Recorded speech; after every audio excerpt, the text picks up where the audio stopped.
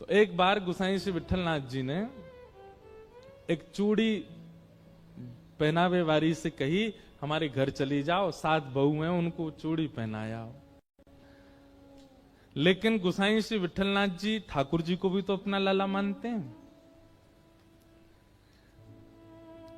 तो 7 बहुओं ने चूड़ी पहनी, सबन ने चूड़ी पहन ली। जैसी सब गईं और सब भीतर चली गई, वो चूड़ी वारी जैसी वहां से जान लगी, इतने में ही एक अत्यंत सुंदर सुकुमारी छोटी सी लाली आई गई और आकर के बोली, सबन को चूड़ी पहनाई दी, मोए भी तो पहनाओ, मैं या घर की सबसे बड़ी बहू हूं।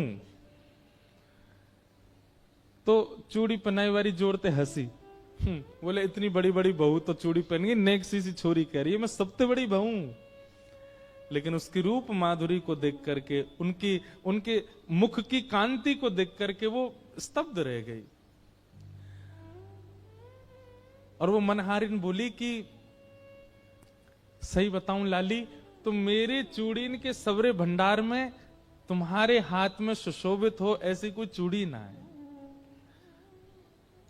परंतु उन नेक सी लाली को देख करके वो मनहारन कह रही है, नेत्रों में आंसू भराए, वो लाली तेरो स्वरूप इतना सुंदर है, तेरे हाथ इतने सुंदर है, तेरो मुखमंडल इतना सुंदर है, मैं तो हस्तकमल देख करके न्यौछावर रह गई हूं। वास्तव में तो मेरे पास तो पहनावे वाली कोई चूड़ी है ही ना है। तो सामने बैठी नेक सी लाली को मुख उतर गए। सबरी बहुवन ने चूड़ी पहन ली, मैं घर की सबसे बड़ी बहू, मैं बिना चूड़ी के कैसे रहूं। तो मनहारन बोली, लाली तू दुखी मत हो, एक काम कर, जेल तो इनमें तो जो अच्छी लग रही हो तो खुद ही चुन ले। और नन्ही सी किशोरी जी अपने हाथन से चूड़ी निकाल रही हैं और निकाल के स्वयं नहीं पहननी, वाकू दे रही हैं, लो पहनाओ। और वाह के हाथ से सुंदर चूड़ी पहन करके और छमछम करती लाली चली गई। गुसाई जी ने कही, सबरो धन ले जाइयो मोते, जितनी चूड़ी पहनावे। मनहारन गई और जाके बोली, महाराज पैसा दो। बोले 7 बहुवन के 2-2 हाथ, 14 हाथन में चूड़ी पहनाई, वा के हिसाब से बता दो। बोले 14 नहीं 16। बोले 16 कैसे? बोले 8 बहुवन को चूड़ी पहनाई, 7 तो बड़ी वरिष्ठ सी हट्टी तगड़ी, एक नेक सी और ही छोटी सी, वाकू भी चूड़ी पहनाई है। गोसाई श्री विठलनाथ जी बोले, झूठ बोल रही है, अरे तो पैसा चाहिए मुझे ज्यादा ले ले, तो मेरे घर में तो 7 ही बहू हैं, 8वीं बहू कौन सी आ गई? अरे ना है, ऐसी छोटी सी, और पता कहा कह रही मैं घर की सबसे बड़ी बहू हूं। वहां को तो मुख देख करके, और उनको तो मैंने चुन के पहनाई, पर वो तो खुद ही चुन के पहन के गई है, और वहां को तो मैं दोगुना पैसा लूंगी आपसे।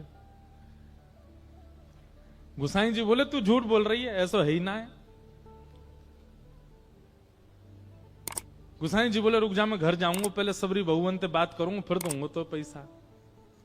और गोसाई जी ने घर जाके, अरे कौन कौन सी ने चूड़ी पहनी? सबरी बहू आ गई, हमने पहनी। बोले वो मनहारन कह रही 8वीं पहन के गई है। 8वीं कौन है, हम 7 ही हैं घर में। गोसाई जी बोले, वही तो मैं कह रहा हूं, आप ठाकुर जी का जैसे शयन कराने के लिए गए और ठाकुर जी को शयन करा करके जैसे स्वयं शयन में गए, किशोरी जी रोती रोती आ गए। बोले, गोसाई जी आप 7 पुत्रन को अपनो मानो, 7 बहुवन को अपनो मानो, और तो और आप लाल जी को अपनो भी पुत्र मानो, पर मुंह को अपनो बहू ना मानो। गोसाई जी बोले, अरे श्री जी ऐसा क्या कह रही हो? बोले, आप ठाकुर जी के प्रति का भाव रखो? बोले, वो मेरे लाला हैं। तो बोले, वो तुम्हारे लाला हैं तो मैं तुम्हारी बहू ना भाई? बोले, नहीं नहीं श्री जी, आप तो मेरी बहू हैं ही।